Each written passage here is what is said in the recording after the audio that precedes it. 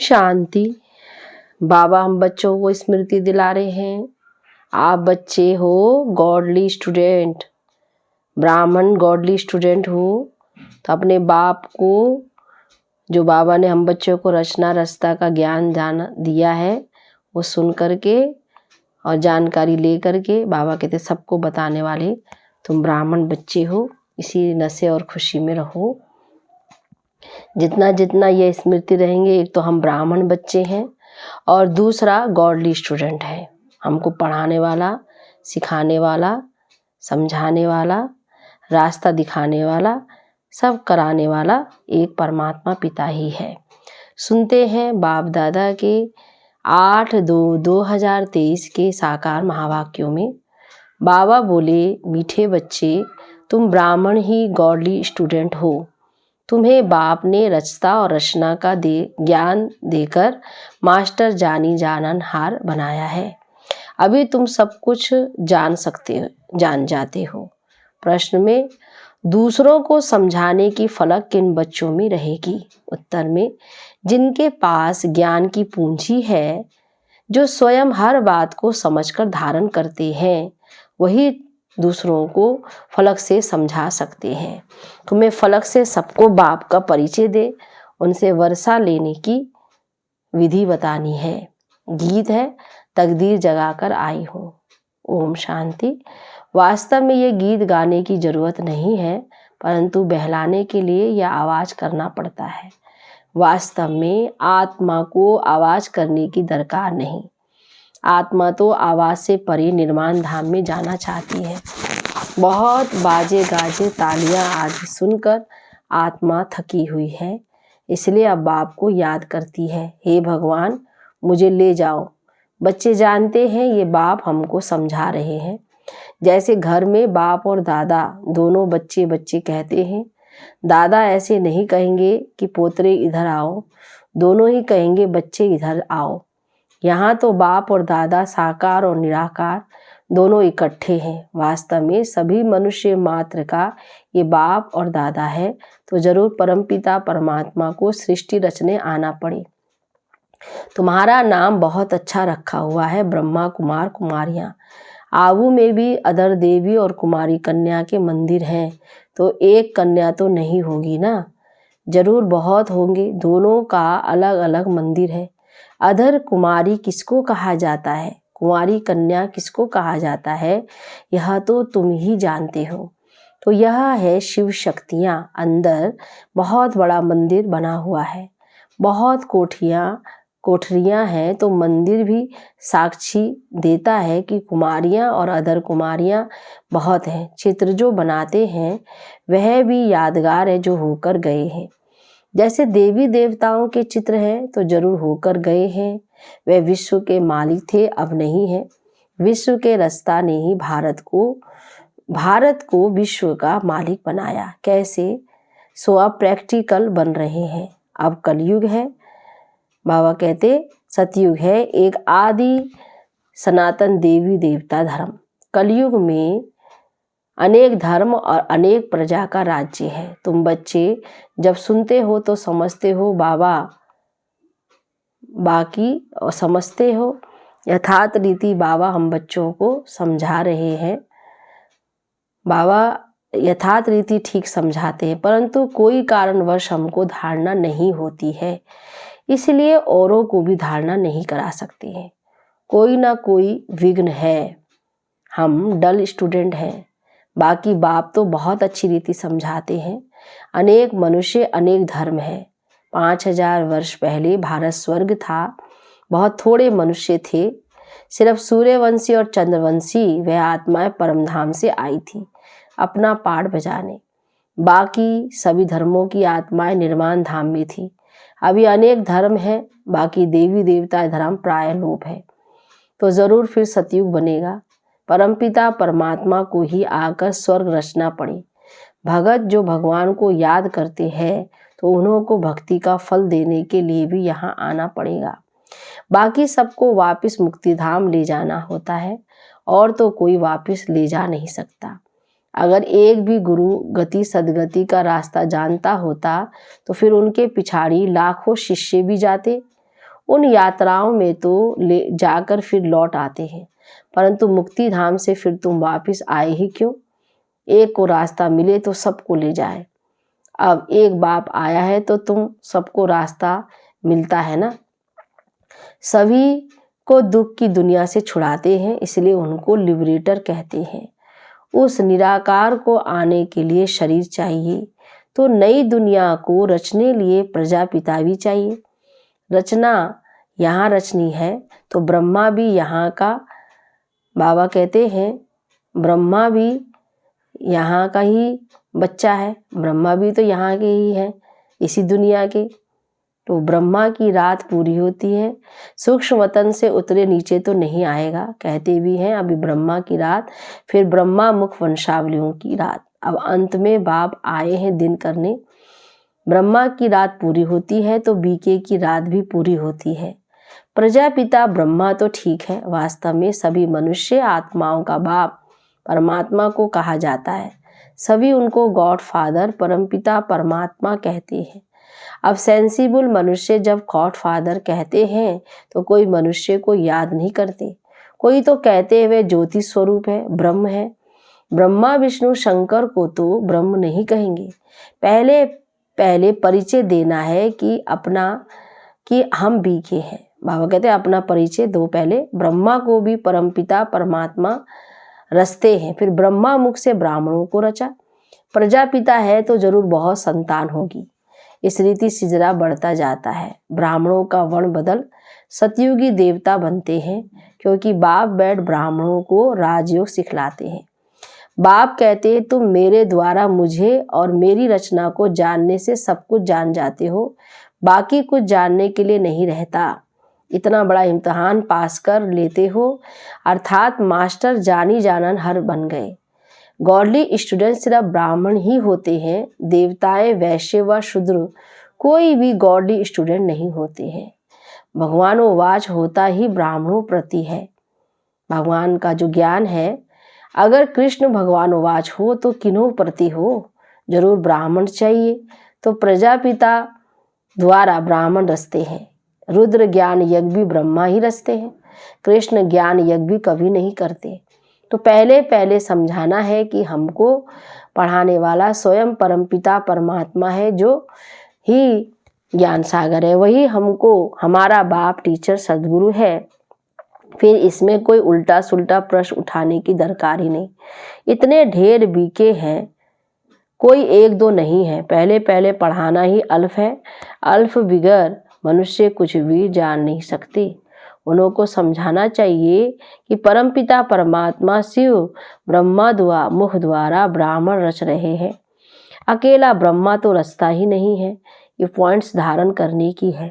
बाबा के पास ज्ञान है तो तुमको डिलीवरी करते हैं। तुम हो ज्ञान गंगाएं, सागर तो एक ही है।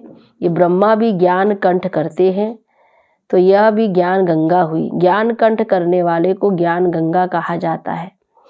उसमें मेल फीमेल दोनों आ जाते हैं। ज्ञान सागर तो एक ही बाप है। यहाँ देखो, पानी के सागर को तो टुकड़ा टुकड़ा कर दिया है।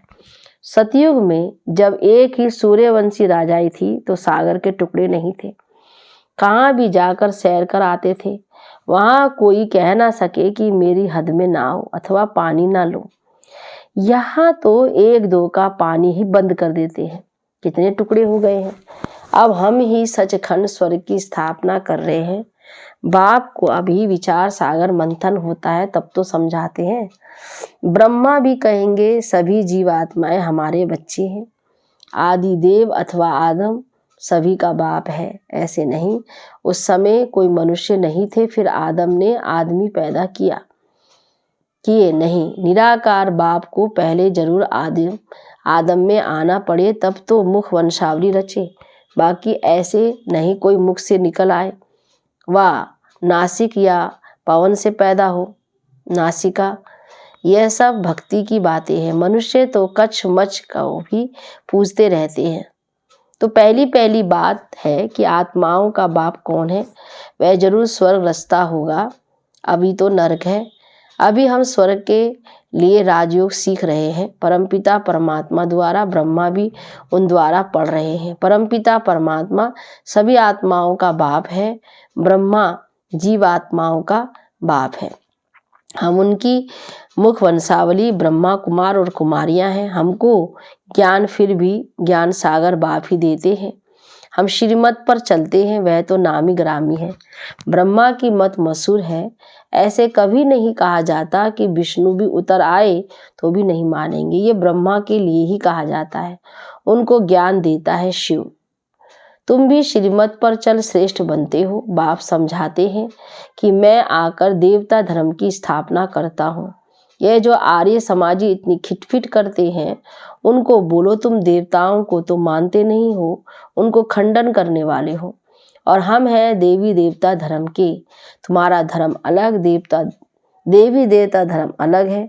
हरेक का फ्रीडम है, अपने धर्म में कुछ भी करो। मुसलमानों का धर्म फिर अलग है। वह बहुत डिबेट करते हैं कि तुम ऐसे क्यों करते हो।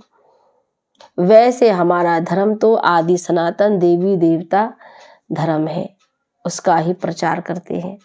तुम इंटरव्यू क्यों करते हो, इंटरफेयर क्यों करते हो। उनको भी युक्ति से समझाना है, उनसे डिस्कशन करने की जरूरत नहीं है, उससे वह समझेंगे नहीं। जो भी कोई आए तो बाप का परिचय दो। हम बाप से वर्षा ले रहे हैं, तुमको भी लेना हो तो आओ। ज्ञान जो बाबा ने समझाया वो समझाना है। बाकी बाबा कहते हैं बहसबाजी ना करें। बाप अमर लोक स्थापन कर रहा है, इसलिए तुमको पावन जरूर बनना पड़े। बाप कहते हैं इस रावण पर जीत जरूर पानी है। हम शक्ति सेना जीत पा रही है। हमारा उस्ताद कैसे हमको जीत पाना सिखला रहे हैं। सो आओ तो हम तुमको समझाएं। अगर तुमको जीत पानी है तो तुम भी शक्ति दल में शामिल हो जाओ। बाकी फालतू बातें मत करो। परंतु ये फलक से कह सकते वही सकेंगे जिनके पास ज्ञान की पूंजी होगी। बाबा ने कहा ज्ञान धारण करने वाली आत्मा ही, बाबा कहते सच्चे दिल से और शक्ति स्वरूप से कह सकते हैं। अच्छा, मीठे मीठे सिकिल दे बच्चों प्रति माता पिता बाप दादा का याद प्यार और गुड मॉर्निंग। रूहानी बाप की रूहानी बच्चों को नमस्ते। रूहानी बच्चों की रूहानी बाप दादा को गुड मॉर्निंग। नमस्ते बाबा, नमस्ते। धारणा के लिए मुख्य सार में पहली पॉइंट, ज्ञान को कंठ कर मास्टर ज्ञान सागर अथवा ज्ञान गंगा बन पतितों को पावन बनाने की सेवा करनी है। दूसरी पॉइंट में हर एक को बहुत युक्ति से समझाना है, किसी में भी डिस्कस नहीं करनी है, किसी से भी डिस्कस नहीं करनी है, सबको बाप का परिचय देना है। वरदान में प्यूरिटी और पर्सनालिटी और रॉयल्टी द्वारा बाप के समीप आने वाले देही अभिमानी भव। विस्तार से जैसे शरीर की पर्सनालिटी आत्माओं को देभान में लाती है, ऐसी प्यूरिटी की पर्सनालिटी देही अभिमानी बनाए बाप के समीप लाती है। प्यूरिटी की पर्सनालिटी आत्माओं को प्यूरिटी की तरफ आकर्षित करती है। प्यूरिटी की रॉयल्टी धर्मराजपुरी की रॉयल्टी देने से छुड़ा देती है। इसी रॉयल्टी से अनुसार भविष्य रॉयल फैमिली में आ सकेंगे। देही अभिमानी बच्चे इस पर्सनालिटी द्वारा बाप का साक्षात्कार कराने वाले रूहानी दर्पण बन जाती है। स्लोगन में हरेक की विशेषता को देखने का चश्मा सदा लगा रहे तो विशेष आत्मा बन जाएंगे। अच्छा, सुनते हैं मातेश्वरी जी के अनमोल महावाक्य। पहला पॉइंट, अपना यह जो ईश्वरीय सत्संग है कॉमन सत्संग नहीं है, यह है ईश्वरीय स्कूल कॉलेज, जिस कॉलेज में अपने को रेगुलर स्टडी करनी है। बाकी तो सिर्फ सत्संग करना, थोड़ा समय वहाँ सुना, फिर तो जैसा है वैसा ही बन जाता है, क्योंकि वहाँ कोई रेगुलर पढ़ाई नहीं मिलती है। जहाँ से कोई बाबा कहते प्रारब्ध बने, इसलिए अपना सत्संग कोई कॉमन सत्संग नहीं है। अपना तो ईश्वरीय कॉलेज है, जहाँ परमात्मा बैठ हमें पढ़ाते हैं और हम इस पढ़ाई को पूरी धारणा कर उच्च पद को प्राप्त करते हैं। जैसे रोजाना स्कूल में मास्टर पढ़ाई डिग्री देते हैं, मास्टर पढ़ा करके, वैसे यहाँ भी स्वयं परमात्मा गुरु पिता टीचर के रूप में हमको पढ़ाए सर्वोत्तम देवी देवता पद प्राप्त कराते हैं। इसीलिए इस स्कूल में ज्वाइन होना जरूरी है। यहाँ आने वालों को ये नॉलेज समझना जरूरी है। यहाँ कौन सी शिक्षा मिलती है, इस शिक्षा को लेने से हमको क्या प्राप्ति होगी, हम तो जान चुके हैं कि हमको खुद परमात्मा आकर डिग्री पास कराते हैं और एक ही जन्म में सारा कोर्स पूरा होता है। तो जो शुरू से लेकर अंत तक इस ज्ञान के कोर्स को पूरी रीति उठाते हैं वो फुल पास होंगे। बाकी जो कोर्स के बीच में आएंगे वो तो इतनी नॉलेज को उठाएंगे नहीं, उन्हों को क्या पता आगे का कोर्स क्या चला। इसलिए यहाँ रेगुलर पढ़ना है, इस नॉलेज को जानने से ही आगे बढ़ेंगे। इसलिए रेगुलर स्टडी करनी है ना। मातेश्वरी समझा रही हैं कि रोज हमको पढ़ाई कितनी जरूरी है, वो पढ़नी चाहिए। दूसरी पॉइंट में भगवानोवाच बच्चों के प्रति, बच्चे जब परमात्मा खुद इस सृष्टि पर उतरा हुआ है तो उस परमात्मा को हमें पक्का हाथ देना है, लेकिन पक्का सच्चा बच्चा ही बाबा को हाथ दे सकता है। इस बाप का हाथ नहीं छोड़ना है, अगर छोड़ेंगे तो वह निधन के बन कहाँ जाएंगे। जब परमात्मा का हाथ पकड़ लिया है तो फिर सूक्ष्म में ये संकल्प नहीं चाहिए कि मैं छोड़ दूं, वह संशय नहीं होना चाहिए। पता नहीं हम पार कर सकेंगे नहीं। कोई ऐसे भी बच्चे होते हैं जो पिता को ना पहचानने के कारण पिता के भी सामने पड़ते हैं, ऐसे कह देते हमको कोई को भी परवाह नहीं है। अगर ऐसा ख्याल आया तो ऐसा नालायक बच्चे की संभाल पिता कैसे करेगा। फिर तो मानो कि गिरे, क्योंकि माया तो गिराने की बहुत कोशिश करती है, क्योंकि परीक्षा तो अवश्य लेगी कि इतने तक योद्धा रुस्तम पहलवान है। अब ये भी जरूरी है, जितना जितना हम प्रभु के साथ रुस्तम बनते जाएंगे उतना माया भी रुस्तम बन हमको गिराने की कोशिश करेगी। जोड़ी पूरी बनेगी। जितना प्रभु बलवान है तो माया भी उतनी बलवानी दिखलाएगी। बाबा हम बच्चों को समझा रहे हैं, परंतु अपने को तो पक्का निश्चय है कि आखिरन जीतेंगे कौन। आखिरन भी परमात्मा महान बलवान है, आखिरन उनकी जीत है। श्वासों श्वास इस विश्वास में स्थित रहना है। माया को अपनी बलवानी दिखलानी है, वह प्रभु के आगे अपनी कमजोरी नहीं दिखलाएंगे। बस एक ही बारी में कमजोर बना तो खलास हुआ। इसीलिए भल माया अपने फोर्स दिखलाए, परंतु अपने को मायापति का हाथ नहीं छोड़ना है। अपने को वो हाथ पूरा पकड़ा तो मानो उनकी विजय है। जब परमात्मा हमारा मालिक है तो हाथ छोड़ने का संकल्प नहीं आना चाहिए। अगर हाथ छोड़ा तो बड़ा मूर्ख ठहरा। इसलिए परमात्मा कहते हैं, बच्चे जब मैं खुद समर्थ हूँ तो मेरे साथ होते हुए भी तुम्हें भी समर्थ अवश्य बनना है। समझा? अच्छा, ओम शांति। अव्यक्त इशारे हैं। रोज इस प्रतिज्ञा का तिलक लगाओ कि हर बात में पास विद ऑनर बनकर दिखाएंगे। पास विद ऑनर अर्थात संकल्पों में भी सजा ना खाएं। वाणी कर्म संबंध संपर्क की बात छोड़ दो, वह तो मोटी बात है, लेकिन संकल्प में भी उलझे न मुझे, ऐसी प्रतिज्ञा करने वाले हिम्मतवान बनो। अच्छा जी, ओम शांति।